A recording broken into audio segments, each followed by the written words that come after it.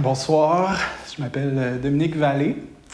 Enchanté de faire votre connaissance. Donc, voilà, ce soir, on va parler, c'est une première, je vous le dis tout de suite, c'est une première pour moi, c'est la première fois que je fais une présentation comme ça. Donc, s'il y a des petits balbutiements ou des petits on cherche les mots, inquiétez-vous pas, ça va aller. C'est quand même pas ma première fois devant un public, là. Donc, je me présente, Dominique Vallée.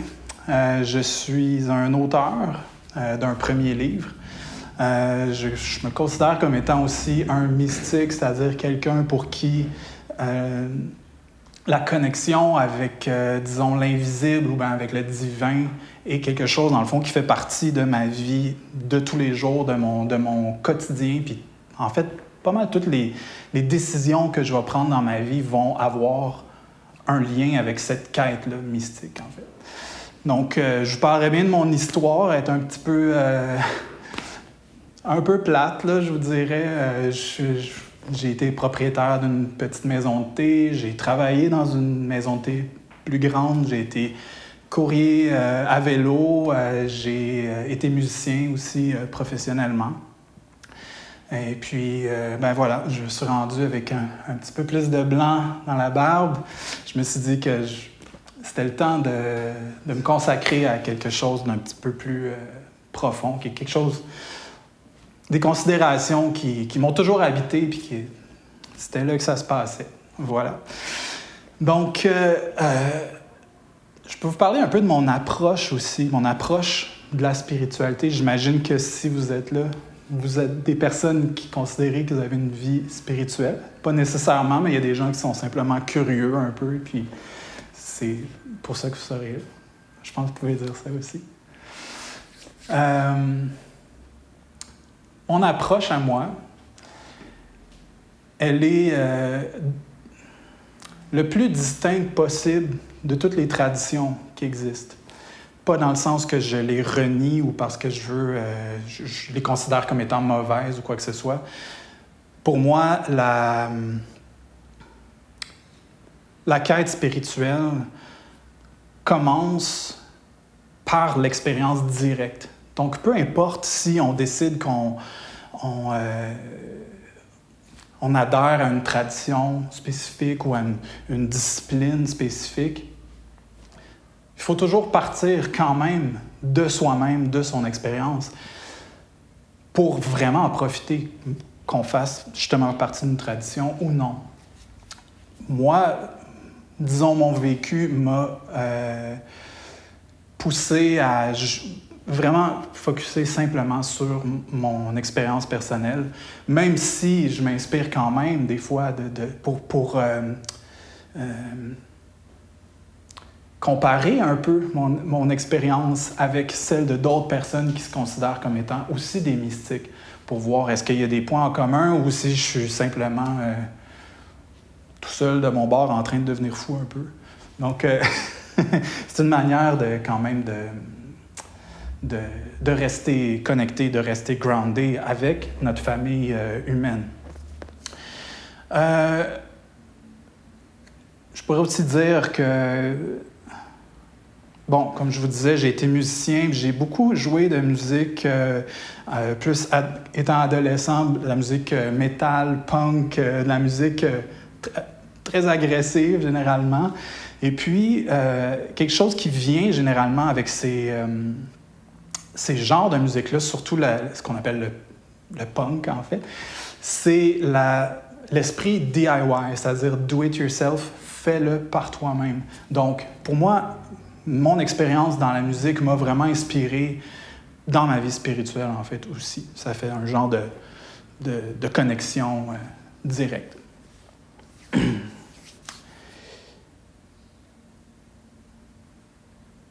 Je pourrais, dans le fond, je peux faire un petit survol, si vous voulez. En fait, c'était ce que j'avais prévu, qu'on fasse un petit survol de mon livre que je vous présente ici. Ça, c'est ma version à moi, là, qui n'est pas la même couleur. Mais, donc, Zinfandel, la voie mystique de la connaissance de soi. Donc, on parle de connaissance de soi, mais d'un point de vue mystique, c'est-à-dire, pourquoi ce mot-là? On en a parlé au début. Donc, se connaître soi-même, en fait, ça dépasse de loin juste nos aspects psychologiques, nos aspects intellectuels, nos aspects physiques, émotionnels. Ça fait partie de la connaissance de soi. Mais il y a quelque chose d'un petit peu plus aussi qu'on peut aller chercher qui est difficile à mettre en mots. Donc, c'est pour ça que ce soir, vous n'aurez pas de réponse, là. Je ne suis pas ici pour vous donner des réponses à vos questions. Moi, mon travail, c'est plus de stimuler la recherche personnelle. Mais c'est... Comment je dirais? C'est plus du niveau de l'inspiration que de la direction comme telle, parce qu'en bout de ligne, on est toujours responsable de notre propre développement.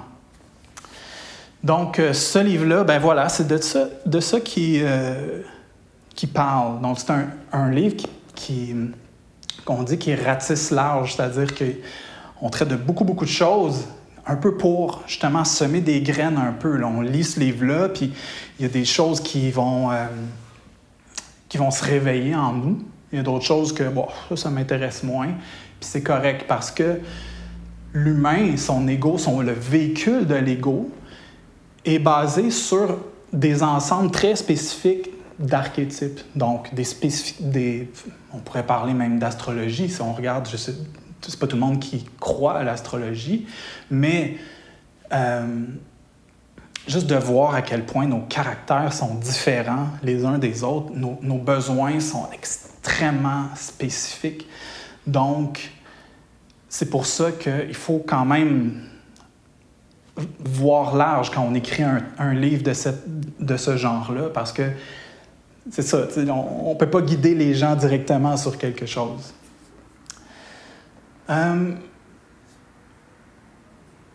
Mais déjà, on pourrait se poser la question, comme justement, qu'est-ce que c'est exactement la connaissance de soi?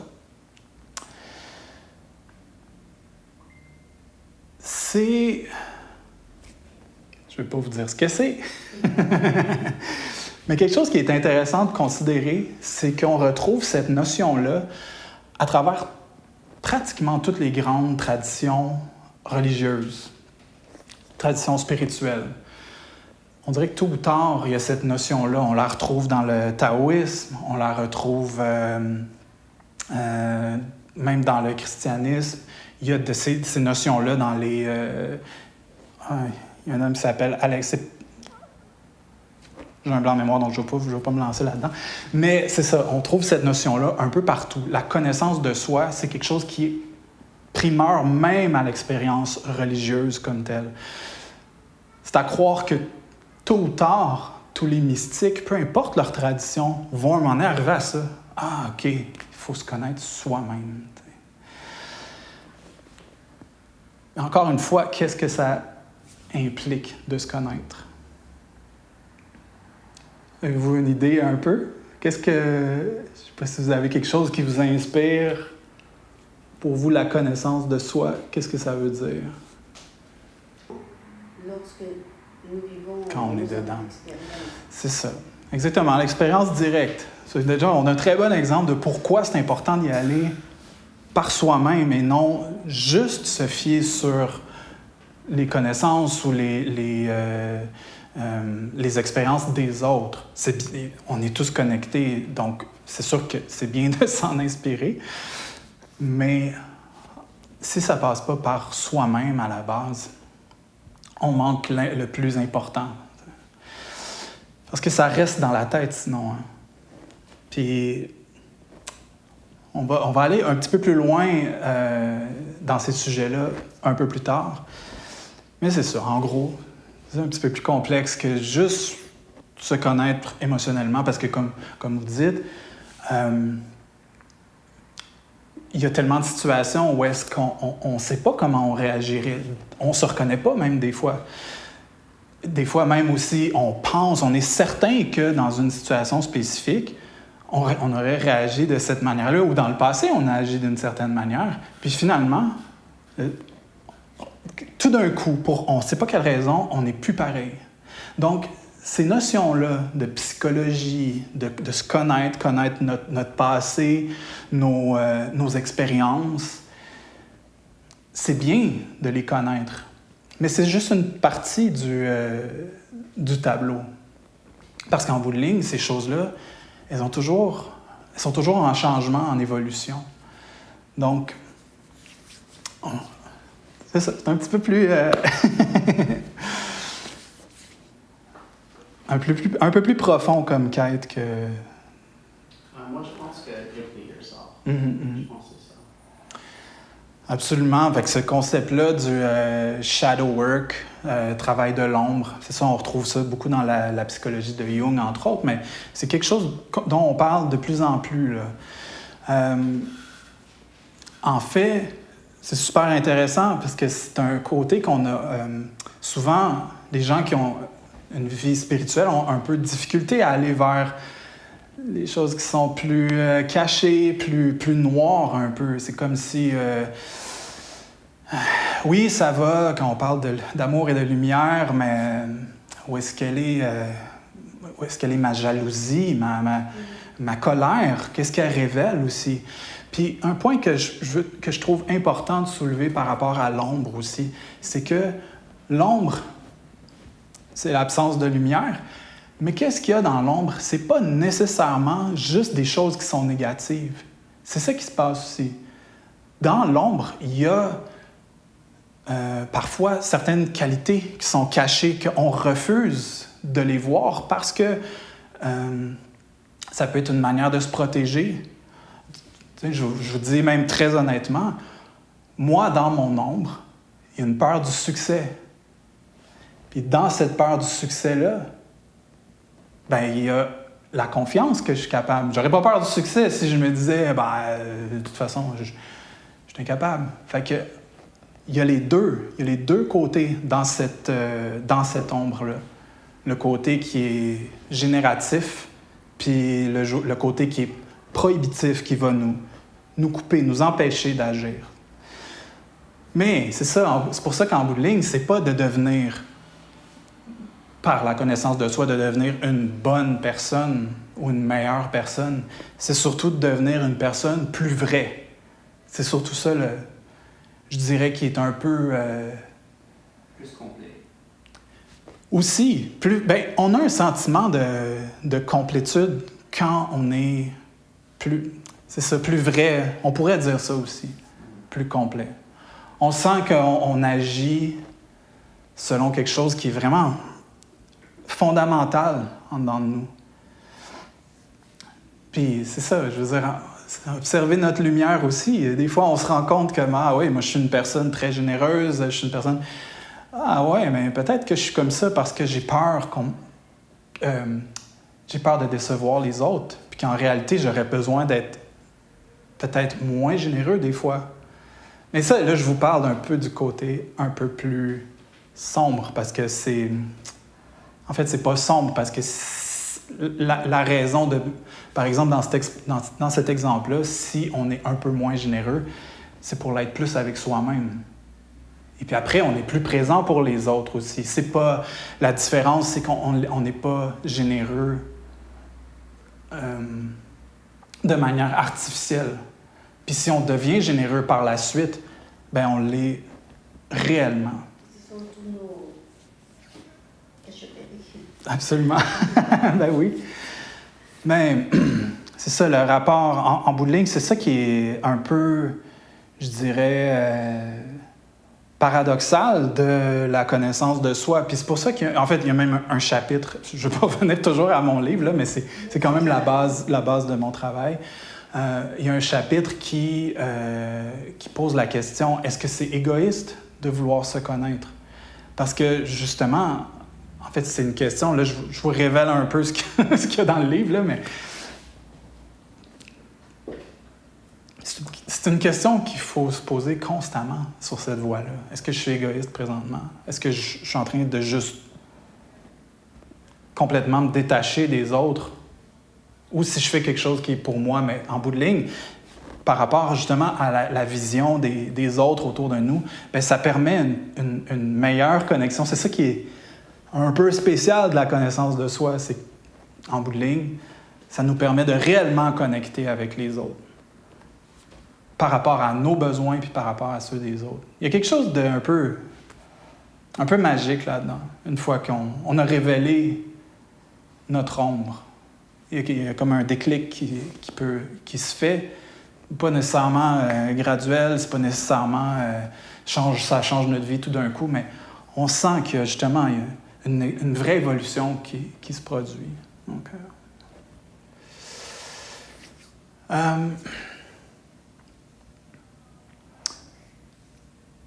je demanderais aussi, parce que dans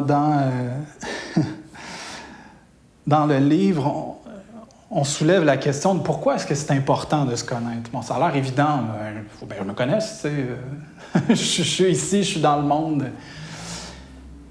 Mais plus spécifiquement encore, pourquoi maintenant, en fait, je dirais pourquoi maintenant, en 2020, post-pandémie, le monde est un petit peu... ça bouge rapidement, c'est un peu chaotique, là, tout ce qui se passe. Et puis,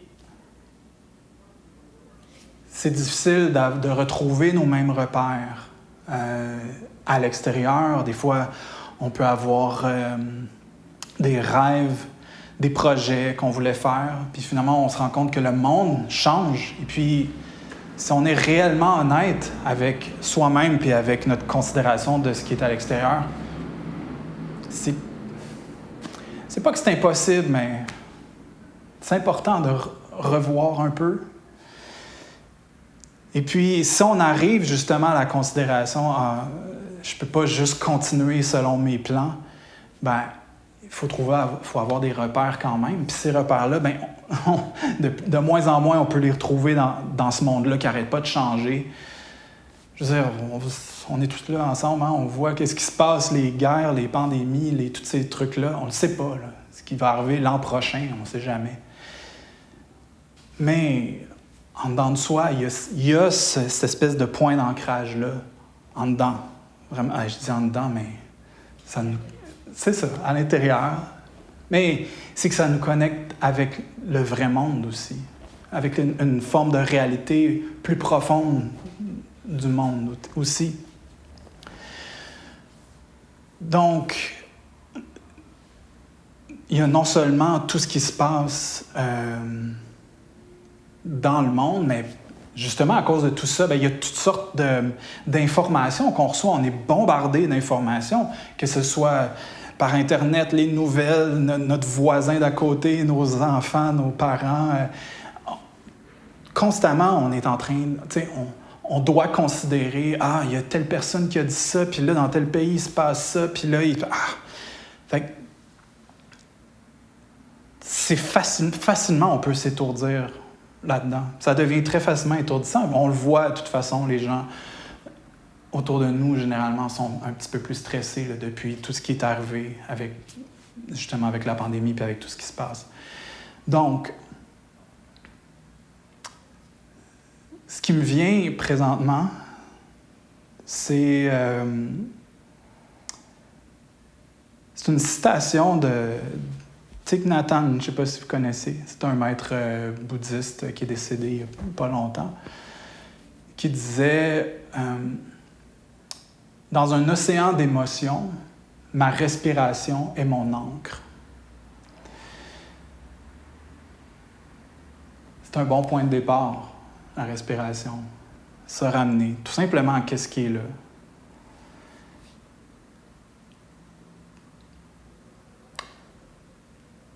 Ça nous ramène, c'est ça, à quelque chose qui est fondamental, qui est, encore une fois, qui est très difficile à mettre en mots. C'est vraiment avec l'expérience, les expériences des fois mystiques, justement. C'est pour ça que, en tout cas, je ne veux pas aller trop vite dans ce que je disais, là, mais de se pousser soi-même en dehors de nos terrains connus, juste nos habitudes, juste... Ben, ça nous révèle des fois, justement, une partie de soi qui est plus fondamentale encore. Puis ça, une fois qu'on a trouvé cette espèce de noyau-là, on n'est pas... C'est pas vrai, là, si on pense que cette sorte d'illumination-là, ça arrive, puis après ça, la vie est belle, là, puis qu'on est 100% en contact avec ça. Non, c'est quelque chose qui vient, qui repart, mais ce centre-là, une fois qu'on en a fait l'expérience, on ne peut jamais oublier. Puis on sait que c'est là toujours. Fait qu'on a un point de repère. On peut toujours revenir à soi, revenir à ce centre lumineux-là qu'il y a en dedans de soi.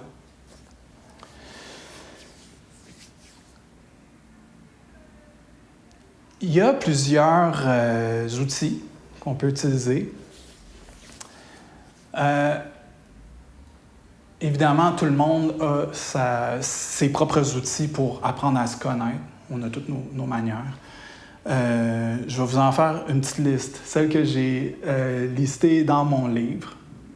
Encore une fois, il y en a peut-être que vous allez faire « puis il y en a peut-être que vous allez faire « Ah oui, c'est normal. » Donc, le premier, l'introspection. Mais ça, c'est presque pas un outil autant qu'une attitude qu'on doit appliquer à tous les outils un peu. C'est un peu ce côté-là d'introspection, c'est-à-dire s'observer, développer la capacité de sortir de soi puis de se voir un peu de l'extérieur. Peu importe lequel outil de connaissance de soi on va utiliser, eh bien, ça nécessite justement ce recul-là. Puis avec ce recul-là, là, je vous fais une liste, mais vous allez trouver vos propres outils. Ça peut être des choses très, très, très simples aussi. Donc, je fais la petite liste. Donc, introspection, méditation. Méditation, je l'ai mis au pluriel parce qu'il y a plein de formes de méditation. C'est un sujet aussi que je développe vraiment en détail dans le livre. Il y a un chapitre entier sur qu'est-ce que c'est la méditation, décortiquer le mot, qu'est-ce que c'est pas, pour qu'on découvre pour soi-même qu'est-ce qui est à l'essence de ce mot-là comme tel. Ensuite, je vous parlais d'astrologie.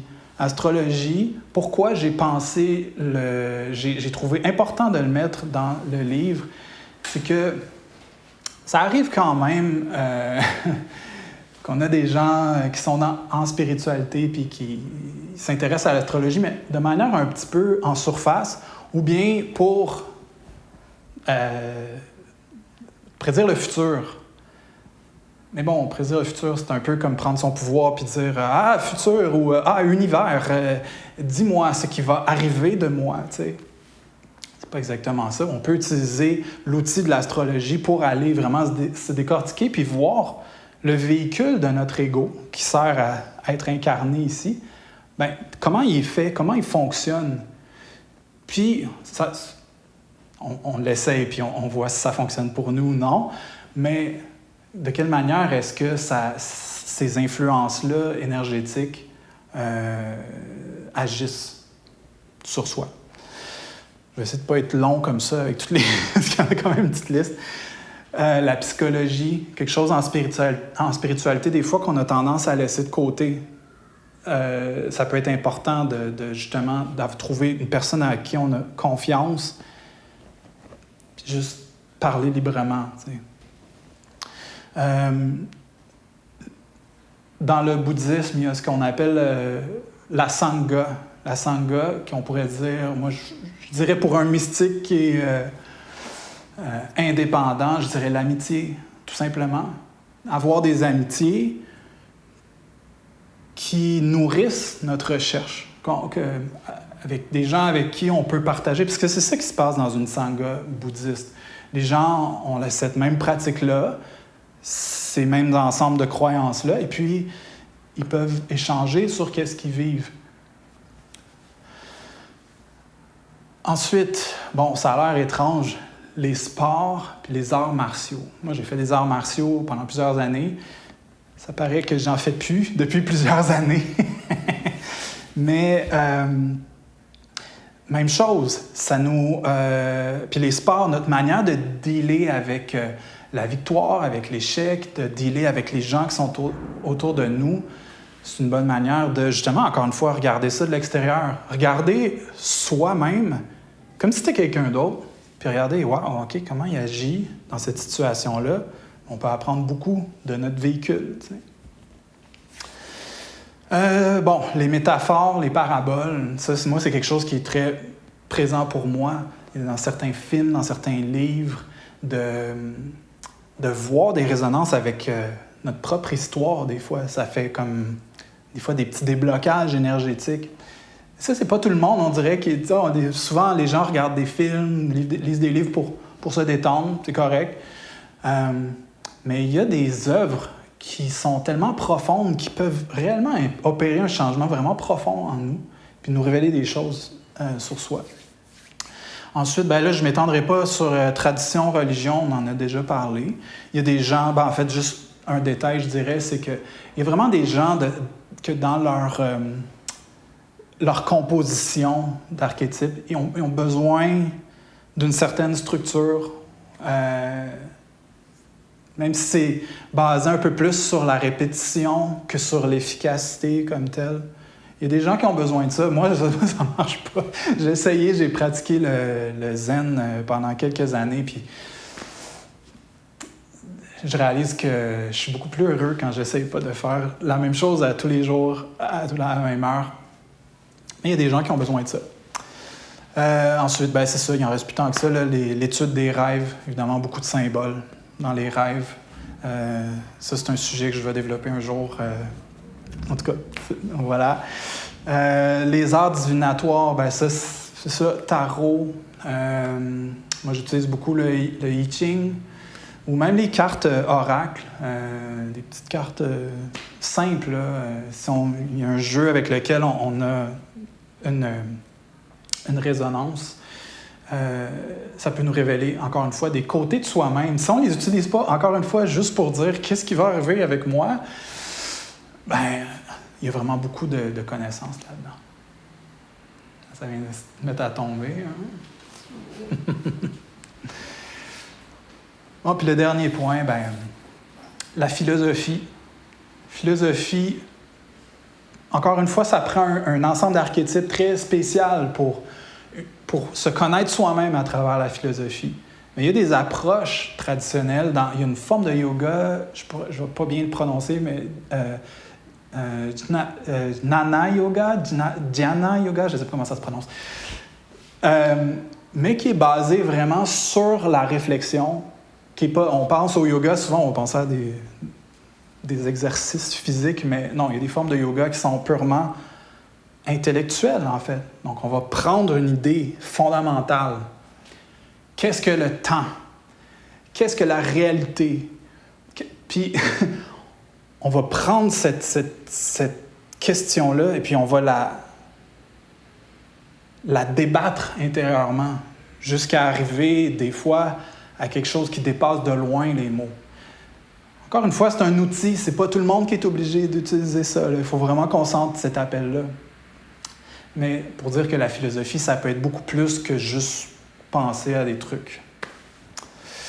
Donc voilà, c'est ça. Je sais pas si... Est-ce que vous avez des outils, vous, que vous utilisez pour vous connaître vous-même? Je vous lance ça de même, vous n'avez peut-être pas pensé vraiment, mais... Je pense que c'est les... Il y a un langage des rêves, oui. Tout à fait. Absolument. Good. Donc voilà, c'était ça la petite liste. Comme je vous disais, elle est dans le... Quelle heure qui est rendue, par exemple? Là, je parle, moi, blablabla. 8h06. 8h06, hein? Mon Dieu,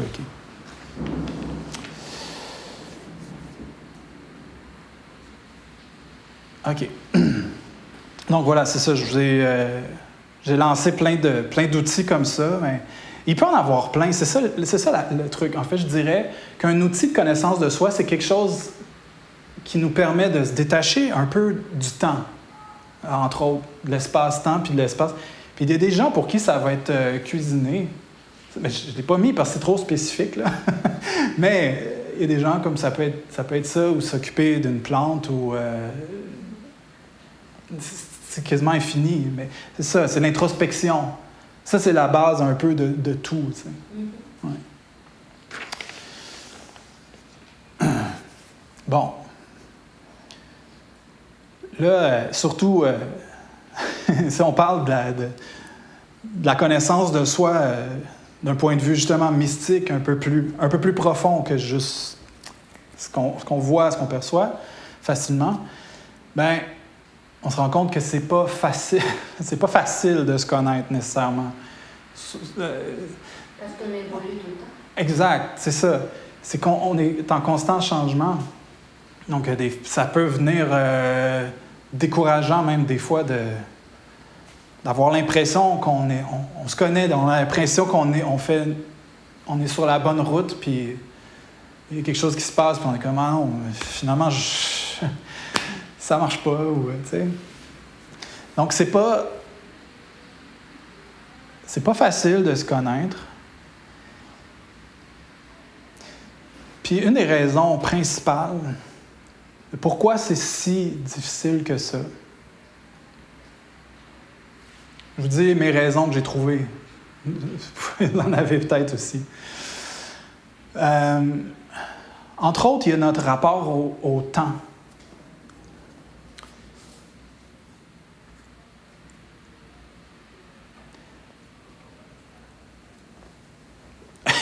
Comment j'expliquerais ça?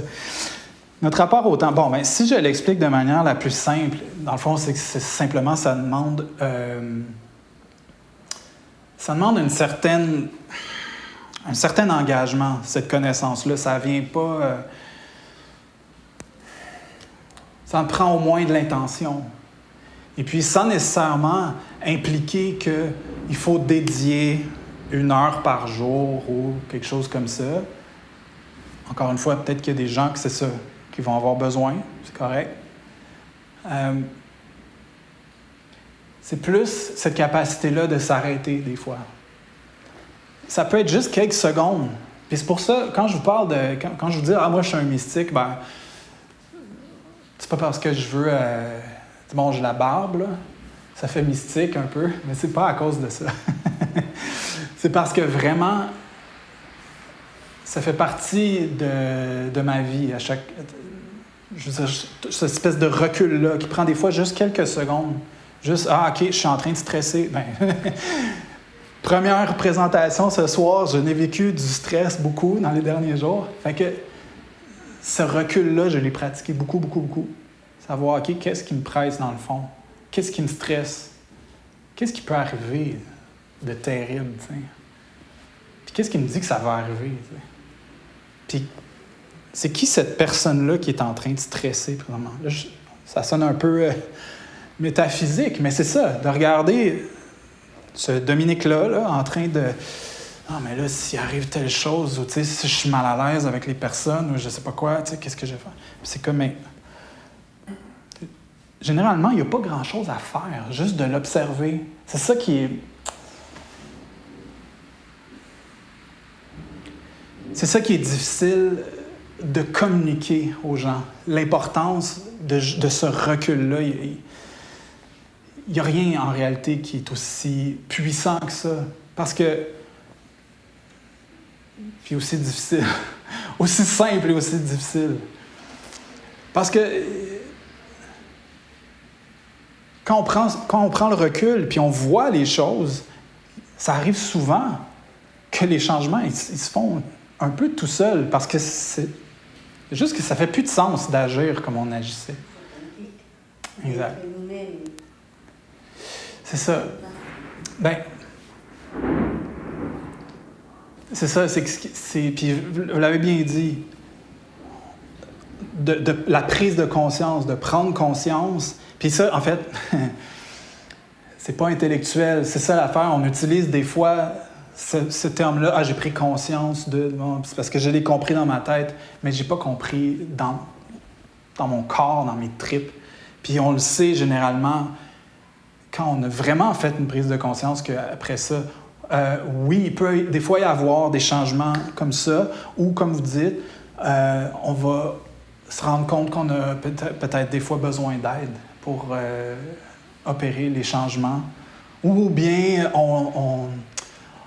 ça va être très, très clair ce qu'on a à faire pour changer, pour être plus vrai.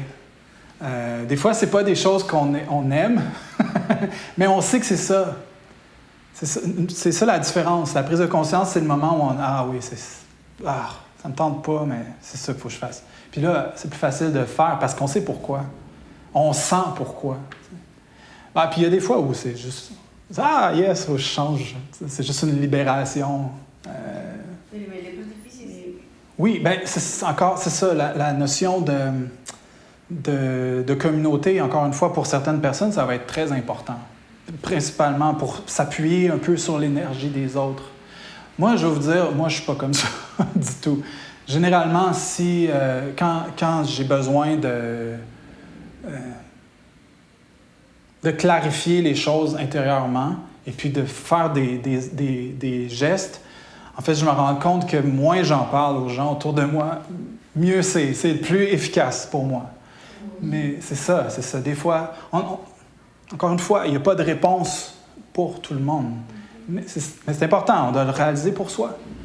Fait que, puis, dans le fond, c'est drôle parce que ça m'amène à mon autre point après. Pourquoi c'est difficile, pourquoi c'est difficile de se connaître? Il y a ce que j'appellerais le bruit social. Donc, on en parlait un peu tantôt, toutes les informations qu'on reçoit, les opinions des autres, mais ça, c'est quelque chose qui...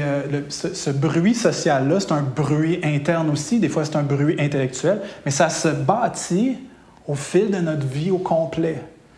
Et puis ce bruit-là, des fois, ça ne vient même pas nécessairement des autres, c'est juste en dedans de soi, en dedans de notre psyché, qui a...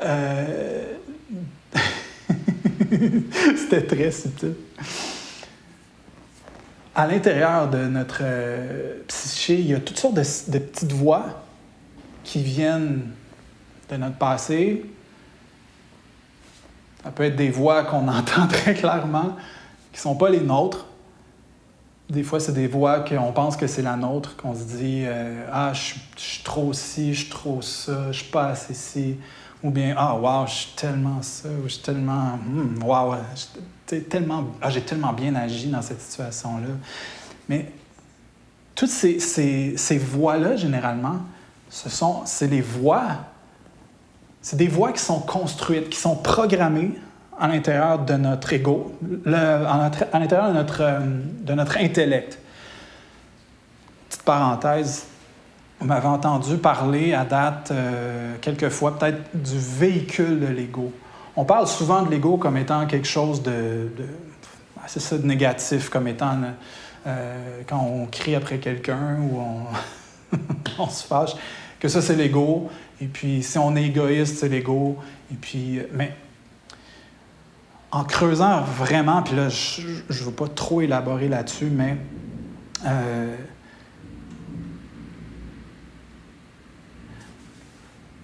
quand on creuse réellement, ces comportements-là qui sont automatiques, généralement, qu'on n'y pense pas, puis on agit un peu, on en parlait un peu avant, là, des situations où est-ce qu'on ne se reconnaît pas ou qu'on parle, puis tout ça, ça vient des programmations qu'on a dans notre intellect. On en a besoin de ça, là, je veux dire. J'aurais pas pu me rendre ici si ça n'avait pas été du véhicule de mon ego. L'intellect, les émotions, le corps physique, c'est l'ego, c'est le modèle, le véhicule. Et puis, là-dedans, il y a toutes sortes de programmations qui servent à préserver le véhicule. Donc, on en a besoin. Mais justement, dans cette programmation-là, il y a toutes ces voix-là. La voix de nos parents, la voix des amis, la voix des personnes qu'on admire le plus. Des personnes qui nous ont blessés. Des fois, on va avoir des mots qui vont nous résonner dans la tête, puis qui ont un impact toujours direct, mesurable sur nos comportements. Donc, se connaître soi-même, c'est, en quelque part, de se désidentifier de ces voix-là. Pas dans le sens qu'elles ne sont pas importantes ou parce qu'il faut les ignorer. Parce qu'on a été de tout petit habitués, on nous a programmés. Nos parents nous ont programmés, nos amis, l'école nous a programmés. Donc, c'est très difficile de casser tous ces programmes qu'on a rentrés pour se retrouver soi-même. Absolument. Parce que, puis la raison pourquoi c'est si solide que ça, c'est que ça se fait en grandissant, puis généralement, l'ego, l'intellect se programme pour protéger. Puis c'est important de se protéger. Mais c'est ça, c'est pour ça que l'idée, c'est pas de transformer nécessairement l'ego, de changer l'ego. C'est au départ, déjà, de juste être capable de le voir. Puis ces petites voix-là, cette petite voix-là qui, ce matin, quand je me suis levé et qu'il fallait que je vienne ici, qui disait « peut-être que c'est mieux si on remet à la semaine prochaine » ou quelque chose comme ça, tu sais. Mais il a fallu que je regarde puis je dis « Mais c'est pas moi, ça, qui parle. C'est ma peur, c'est mon mécanisme de protection. » Donc, puis c'est ça, puis ça vient des fois de très, très loin, là. Moi, comme vous disiez, l'école, je veux dire, les années qu'on passe à l'école, des écoles qui nous apprennent à être tranquilles. Pardon? Encadré. C'est ça, exact. Très solidement, souvent. Donc, se connaître soi-même, c'est ça, c'est difficile parce qu'on a beaucoup de ces programmations-là. Puis pour terminer, pourquoi c'est difficile? Il n'y a pas de mode d'emploi. Même, moi, je vends un livre, là, mais c'est pas un mode d'emploi. C'est un menu, comme au resto. Il n'y a personne qui vous oblige à tout aimer ce qu'il y a sur le menu ou tout manger ce qu'il y a sur le menu. Mais on propose des choses.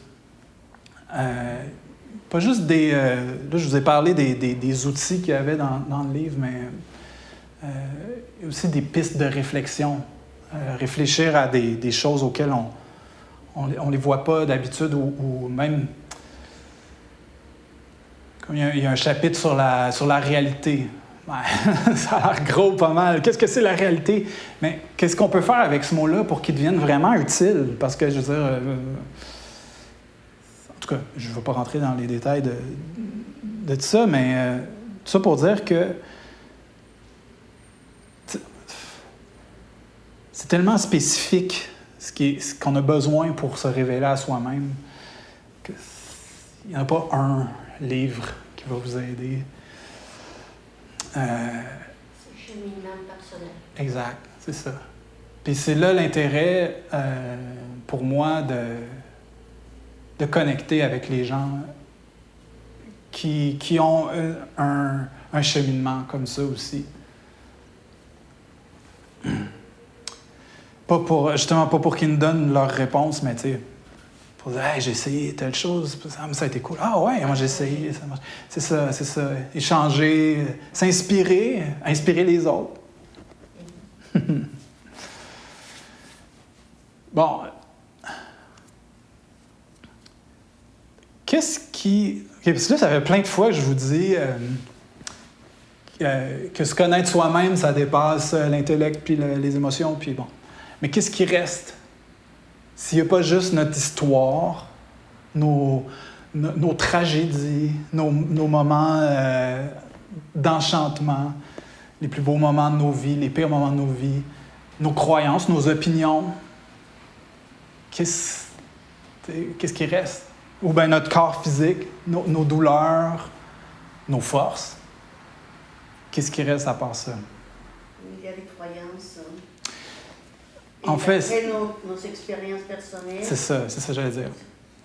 Ça dépend vraiment de nos expériences. Moi, personnellement, avec mon expérience de vie à moi,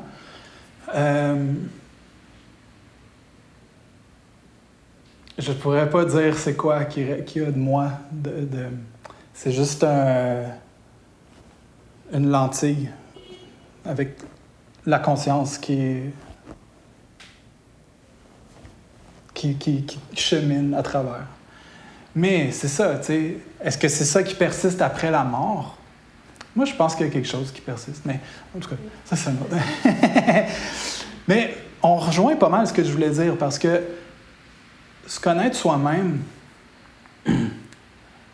ça soulève deux deux hypothèses. Soit soi-même avec le petit s, le soi, ou le soi, quelque chose comme on pourrait appeler l'esprit, l'âme, la conscience, peu importe. Ça, ce serait plus le grand S.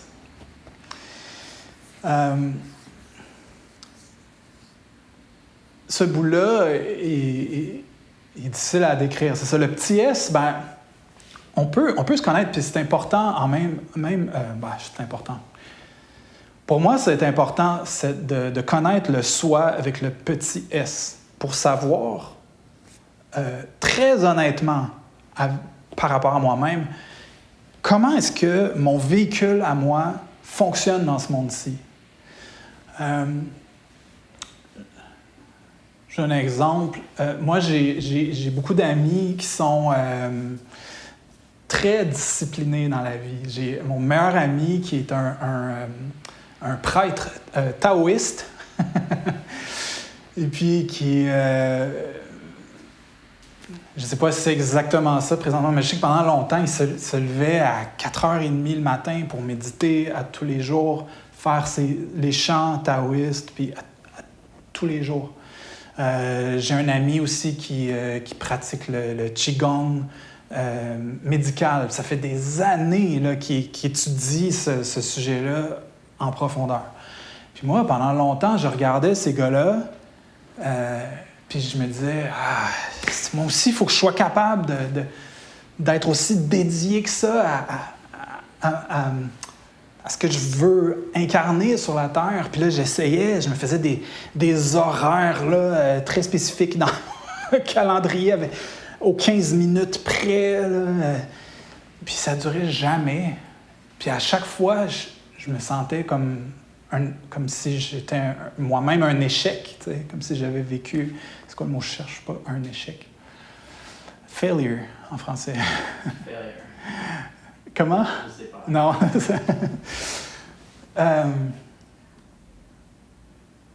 Mais c'est ça, c'est que je pouvais pas me dire... J'ai essayé aussi de dire, moi, je suis pas comme ça. Je suis pas comme eux. Donc, faire des projets à long terme... Je suis pas capable, c'est pas pour moi. J'ai essayé d'abandonner l'idée. Mais c'est pas... Mais en dedans de moi, ça pousse quand même. Il y a cette espèce de force de créativité qui veut se manifester. On peut pas ignorer ça. C'est ça. Il a fallu que je comprenne comment parce que oui, j'avais ce sentiment-là de besoin de liberté. Mais quand même, si on est juste, on flotte dans la vie, on va un peu n'importe où, nos projets à long terme, là, c'est pas vraiment possible. On commence un truc, on abandonne, on commence un autre truc, on abandonne. Il y a des mesures de liberté aussi. On peut avoir la liberté, vivre avec liberté, sans nécessairement se laisser aller. Oui, tout à fait. Mais c'est ça. Pour moi, il a fallu que je découvre comment fonctionner. Et puis, comment encadrer un petit peu. Puis, je pourrais pas vous le décrire parce que c'est quelque chose qui est très personnel. Pas parce que ce serait trop long et trop compliqué. Dans la vie. Oui, c'est ça. J'ai l'air de vouloir vous vendre. Il faut acheter le livre pour comprendre. Non, c'est pas vrai. Mais quelque chose qui est intéressant, c'est que je me suis dit, si je réussis à écrire ce livre-là, j'ai tout fait tout seul en passant. J'ai écrit, j'ai le graphisme, la publication, c'est tout. J'ai dit, si je réussis à le faire, ça prouve que quelqu'un comme moi qui n'est pas discipliné, qui a une manière de fonctionner quand même, puis il faut que je le dise à tout le monde, parce que je sais pas pour vous, là, mais je sais qu'il y a beaucoup de gens de nos jours qui souffrent beaucoup de ça, vouloir faire des choses, puis pas arriver à être constant, puis juste forcer les choses, ça ne fonctionne pas. Mais si on ne force pas... En tout cas, trouver cet équilibre-là, là, c'est vraiment quelque chose de très personnel. Puis pour moi, c'est ça. Je me suis dit, si je réussis à écrire le livre, c'est parce que j'ai réussi à trouver mon équilibre à moi. Fait que pour moi, c'est quelque chose de justement qui est un peu entre les deux. Personnellement, je voulais pas trop rentrer dans mes affaires personnelles parce que je je veux pas que ça sonne comme si je vous donnais des conseils ou quoi que ce soit, mais de me créer un horaire avec des blocs de temps, mais un peu lousse, que je sais ce que je vais faire, mais généralement, je sais qu'il faut que je travaille. Mais je me dis, j'arrive sur le moment, puis je suis comme, OK, qu'est-ce que j'ai envie de faire? Qu'est-ce qui est en dedans de moi et comme, c'est ça qui a envie de sortir là, présentement. Puis c'est étonnant parce que quand on se laisse cette liberté-là, en tout cas, moi, en me laissant cette liberté-là, je me rendais compte que je pouvais être très discipliné puis faire la même chose à tous les jours. À telle heure, j'écris, puis je suis comme, mon Dieu, il fallait juste trouver le bon équilibre, en fait, personnellement. Mais c'est ça. Fait que ça, bon, là, je vous ai assez parlé de moi. Ce que je voulais dire par là, ça fait toute partie de la connaissance de soi avec le petit S. Ça, c'est connaître notre mental. T'es rendu... Pardon? Ah, mon Dieu, on est correct. Mon Dieu, OK.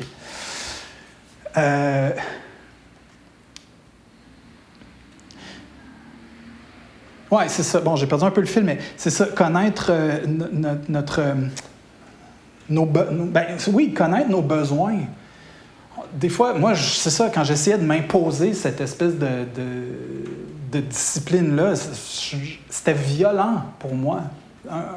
Au début, c'est « Ah, yeah, j'ai réussi », tu sais, puis le lendemain, c'est « Ah, yes, j'ai réussi », puis après ça, c'était comme « J'ai pas de plaisir, j'ai pas... » Ça fait qu'il fallait vraiment trouver, en fonction de comment moi je suis fait, la bonne manière de donner vie à ces projets-là, plus sur le long terme. Mais c'est ça, après... Là, je vous dis ça, mais c'est parce qu'en dedans de moi, il y avait ce désir-là de faire quelque chose sur le long terme.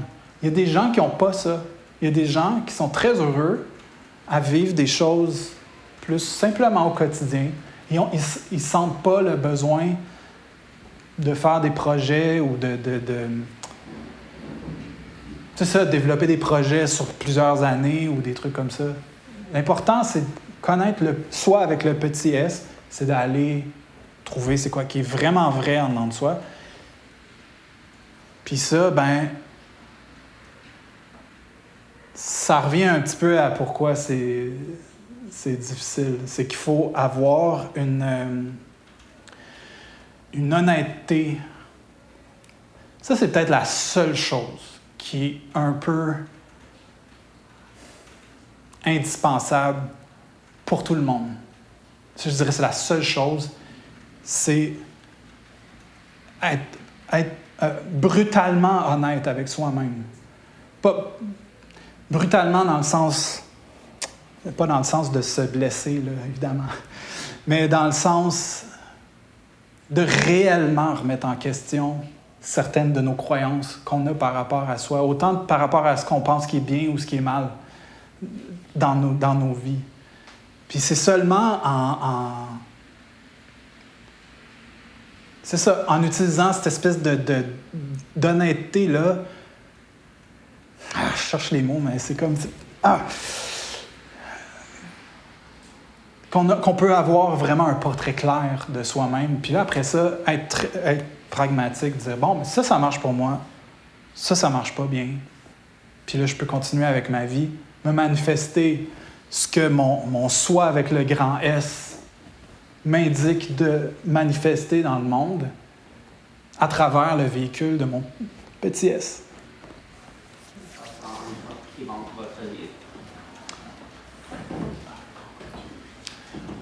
Oui.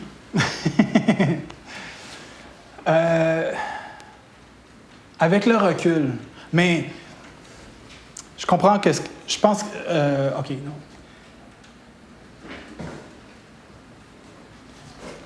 Personnellement, j'en ai combattu beaucoup de dragons.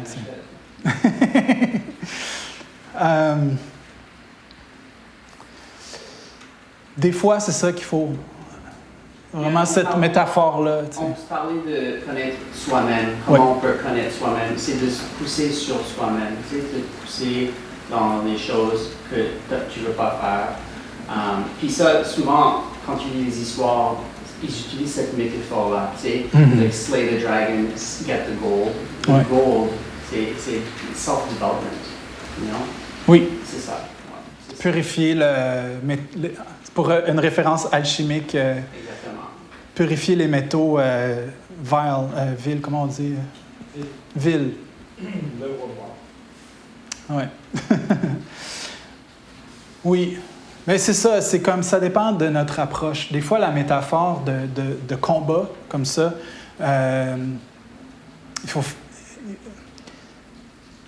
des fois, il faut faire attention parce que ça devient une croyance qu'il faut que ce soit... il faut que ce soit vraiment... On sente qu'on a un combat pour être vivant, tu sais. Mais... Mais c'est ça le métaphore qu'ils ont utilisé throughout history. Oui. Ouais, c'est ça. C'est souvent très... Ouais. C'est ça, oui, absolument. Ouais. Moi, principalement dans ma vie, j'ai été dans c'est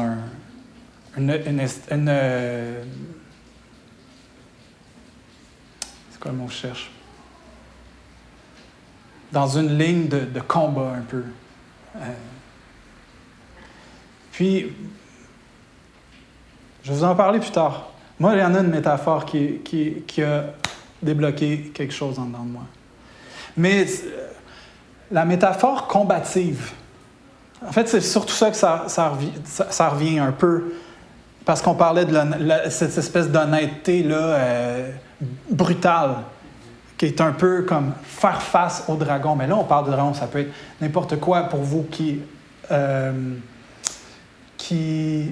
symbolise le gardien de tout ce qui est caché en dedans, tu sais, puis qu'on veut révéler. Fait que la métaphore du dragon est souvent utilisée, peut-être j'allais dire en Occident, mais comme vous dites, c'est peut-être quelque chose d'un peu culturel aussi. Mais peu importe, c'est le principe qui est très présent.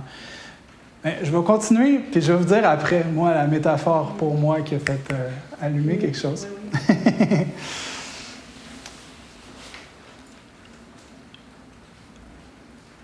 Quand je vous parlais au début, je vous disais que dans la plupart des grandes traditions, souvent les mystiques des grandes traditions arrivaient au constat que la connaissance de soi, c'était quelque chose qui était fondamental. En fait, on se posait la question, qu'est-ce qu'il y a à connaître? Mais là, moi, j'ai sorti une couple de citations qui viennent justement de plusieurs de ces traditions-là. Parce que justement, tôt ou tard, on arrive à ça, mais on arrive à cette espèce de soi-là avec le grand S, puis que des fois, on en fait l'expérience. Et puis, ça dépasse ce qu'on est capable de comprendre mentalement. Puis d'une certaine manière, ça a été exprimé dans certains textes. Donc, vous connaissez sûrement « Connais-toi toi-même ». C'est une phrase ça, qui est souvent attribuée à Platon, puis à Socrate, puis en tout cas, on ne sait pas exactement précisément qui l'a dit, mais c'est un grec. C'est ça, au temple à Delphes, le temple d'Apollon. C'est ça, mais qui exactement l'a dit? En tout cas, c'est pas important. Mais il y a quelque chose qui s'est comme ajouté à cet adage-là avec le temps. Puis c'est « Connais-toi toi-même et tu connaîtras l'univers et les dieux ».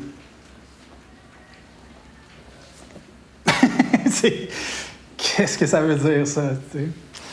Est-ce que ça veut dire « je suis Dieu » en tout cas.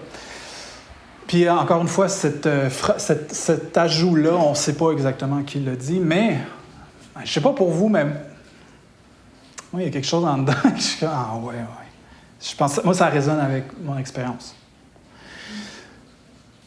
On retrouve ça dans les soufis, dans les... moi, j'ai fait des recherches un peu en surface, donc je me présente pas comme un expert. Mais dans l'islam, les soufis, il y a des écrits qui appellent les hadiths islamiques, puis on trouve ça, celui qui se connaît lui-même connaît son Seigneur. Fait que, encore une fois, une autre traduction complètement différente. je dis différentes, mais c'est quand on étudie un peu l'histoire des grandes traditions religieuses, on se rend compte que, oui, quand on remonte vraiment loin dans le temps, là, tout le monde s'est parlé un peu. Là, fait que c'est jamais si loin que ça.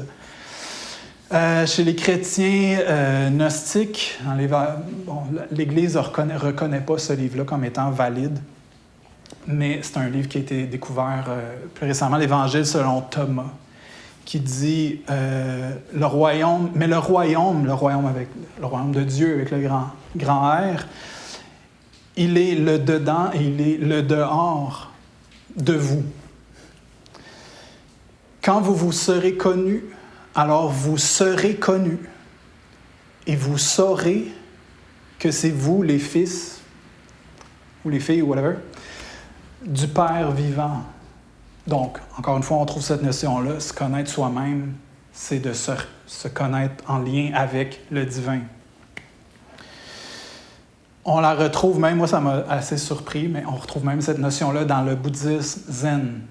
Il y a le maître Dogen Zenji, qui était à l'origine d'une des plus grandes écoles du bouddhisme zen, l'école Soto, qui disait « La voie du Bouddha est de te connaître toi-même, de te connaître et de t'oublier est d'être éveillé à toute chose. » On n'est pas nécessairement dans le lien avec Dieu comme tel, mais on a cette notion-là d'être éveillé à toute chose. Se connaître soi-même, encore une fois, le grand S, ça devient beaucoup plus large que juste ce que je vous disais au début. Connaître nos opinions, nos goûts, Donc c'est ça, moi je trouve ça intéressant de voir que dans beaucoup de traditions, il arrive à ça.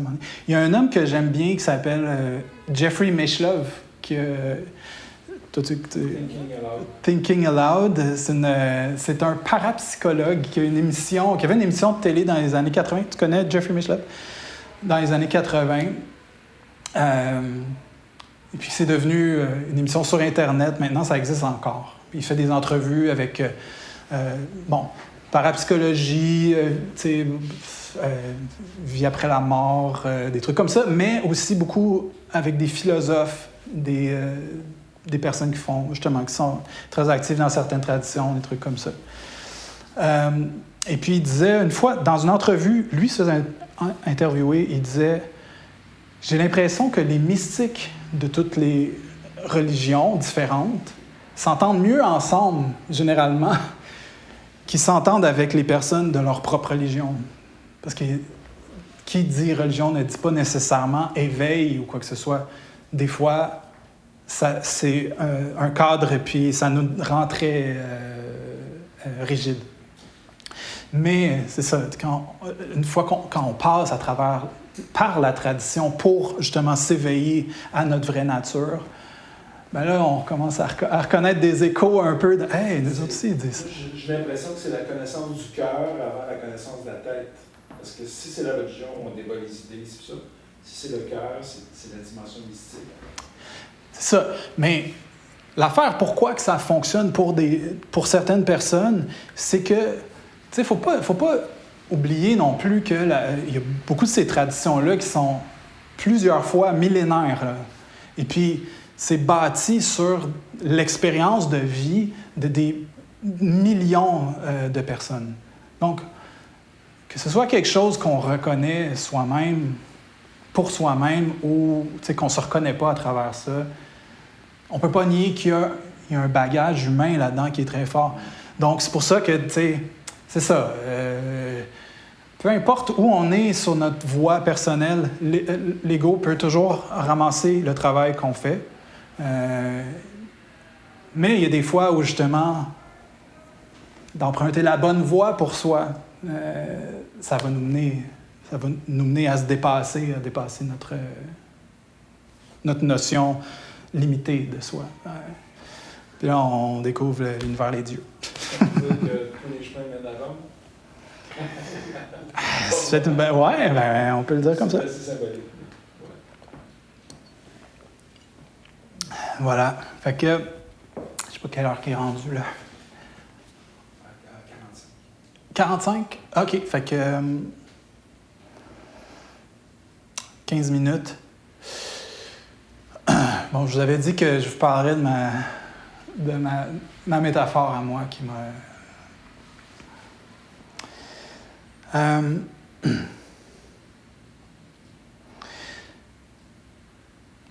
Je réfléchis beaucoup.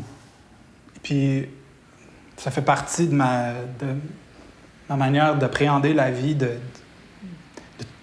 tout remettre en question toujours. Il y a des gens pour qui c'est vraiment insupportable, mais... Puis moi, je me rendais compte que pour agir dans la vie, contrairement à mes amis, des gens que je connais, ou on a tous des gens qu'on connaît, ou peut-être vous en êtes vous-même, que vous mettez un objectif, puis ça vous suffit pour vous activer puis faire les choses. Moi, j'avais comme besoin, pour agir, pour faire quelque chose, d'avoir un genre de plancher moral pour dire « c'est la bonne chose que je fais ».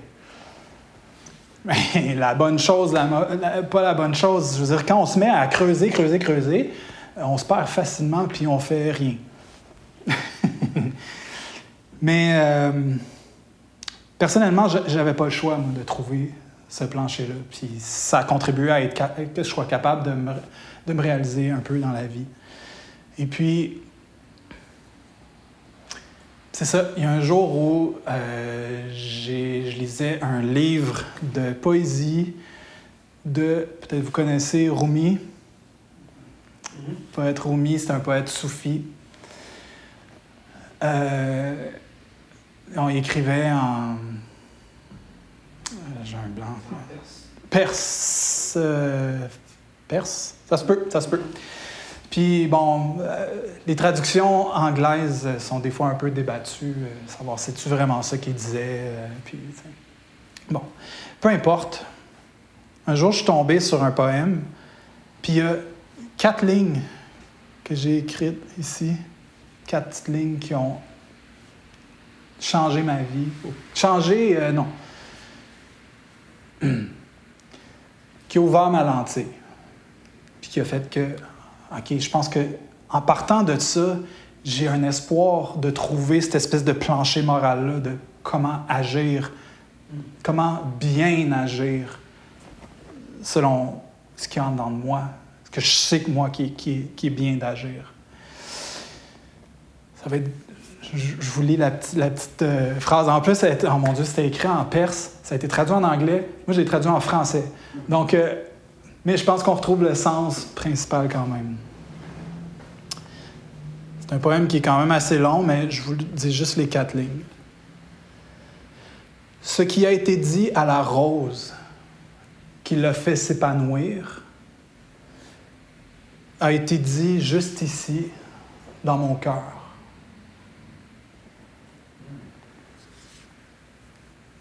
Pour moi, cette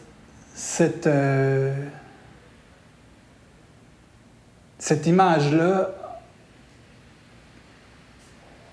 a illuminé mes actions, ou du moins m'a donné un point d'ancrage sur mon agir.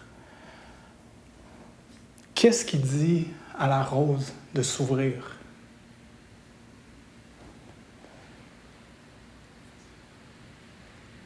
C'est quoi la nature de ce qui la pousse à s'ouvrir? Puis là, on pense à la rose, mais on pense à la plante qui n'est pas en plastique, hein? C'est une vraie plante. C'est une vraie. Ouais, même chose. Il y a une nouvelle feuille là, qui est en train de se développer. Pourquoi? Est-ce qu'elle se pose la question comme moi je fais? Pourquoi je fais ça? Non. Il y a juste cette poussée-là en dedans qui n'est pas mentale, qui n'est pas intellectuelle, mais qui est vraie, parce que je vous le dis, à moins que quelqu'un arrête de l'arroser. Là. Est-ce que tu dirais que c'est une question sans réponse? Non, je dirais que c'est une réponse sans mots. Ça se dit pas, ça s'évoque. C'est pareil comme, en fait, ça a été évoqué dans le poème. Mais il y en a une réponse, c'est ça l'affaire. Je veux dire, moi, quand j'ai lu ces phrases-là, il y a quelque chose qui s'est passé dans ma réalité, dans qu'est-ce qui est vrai pour moi. Donc, moi, à partir du moment où j'ai lu ça, j'ai dit, c'est ça, c'est comme ça que je veux vivre, moi. Je veux pas essayer de calculer tout le temps. Je veux faire telle chose. Pourquoi je veux faire ça? Mais OK, si je veux faire ça, je vais faire ça, puis après ça, je vais faire ça. C'est pas une question de ne pas faire de plan ou de ne pas être... Tu sais, je veux dire, on vit avec un espace-temps, on vit avec des distances, une réalité physique. C'est ici qu'on se manifeste. C'est là que la rose, elle s'ouvre.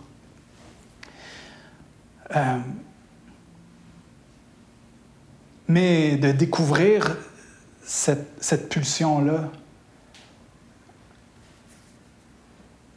puis d'agir en fonction d'elle, moi, ça m'a enlevé beaucoup de questions sur comment je fais les choses. Quand je m'assois pour écrire, je suis pas, mais là, pourquoi je fais ça? Puis, je suis pas bon dans le fond, puis... La feuille qui est là, elle n'est pas en train de se poser la question, est-ce que je vais être une bonne feuille? Puis est-ce que je prends trop de place? Ou est-ce que je vais être utile pour le reste de la plante? Peut-être que je ne sers pas à grand-chose. Ou à l'inverse, moi je vais grandir, puis le reste, je m'en fous. Moi, l'important, c'est de devenir la plus belle feuille que je peux être, puis c'est juste la seule chose qui compte. T'sais. Il n'y a pas de ça là-dedans. C'est le contraire de la pensée commune. Parce qu'on veut avoir des buts, des directives, c'est ça, mais la sagesse, c'est comme tu dis, c'est au-delà des mots. C'est ça. Puis, c'est pour ça que je pense que mon travail est très important.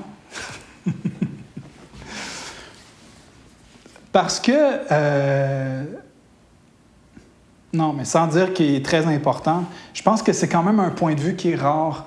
Un peu, on pense à l'éveil, l'illumination, peu importe. Puis là, on arrive à des endroits, des fois, par l'expérience, où on est à quelque part, justement, en dehors, au-delà des mots. Puis on se dit que c'est ça qu'on veut atteindre, comme les gens qui veulent atteindre l'illumination, comme si c'était la fin de tous leurs problèmes. Puis ça devient un but, pareil comme devenir un business. Ça permet de l'insatisfaction, je pense. Si tu veux t'éveiller, tu ne t'éveilles pas. Ça permet de l'insatisfaction. C'est qu'en quelque part, on pourrait penser que l'éveil ou l'illumination, c'est une quête qui est noble. T'sais. Mais la manière qu'on l'applique, c'est quoi la différence entre ça ou juste vouloir être riche pour être riche? Puis, il n'y en a pas de différence, c'est la même chose. Mais, puis aussi que c'est ça, c'est en bout de ligne, cette espèce d'illumination-là, les gens la cherchent, puis là, ils disent « just go with the flow, t'as pas besoin tu réfléchis trop, puis tu le quittes. » C'est pas si simple que ça. Puis une fois qu'on entend la voix de la rose qui nous parle, moi, en tout cas, là, ça me donne pas envie de juste être en méditation, puis juste être... Puis là, au contraire, ça me donne envie de m'épanouir comme la rose, révéler la beauté que j'ai à révéler. Dans les autres chevaleries mystiques, on utilise beaucoup la symbolique de la rose. C'est connu, la rosace de Notre-Dame, tout ça. Puis ça me fait flasher, je me rappelle dans le conte du Graal, le roi, quand il dit au chevalier de partir à la recherche du Graal, Chevalier. Il dit suivez tous les signes sont bons. Mm-hmm. Il n'y a pas des moins bons signes, tous les signes sont bons. Ouais. Moi, je pense que dans la voie spirituelle, tout est bon. Absolument. On peut pas... En fait, c'est ça qui est un peu ironique là-dedans. On peut peut-être terminer là-dessus. Je pense qu'on doit être pas mal autour de 9 heures. Là. C'est ça.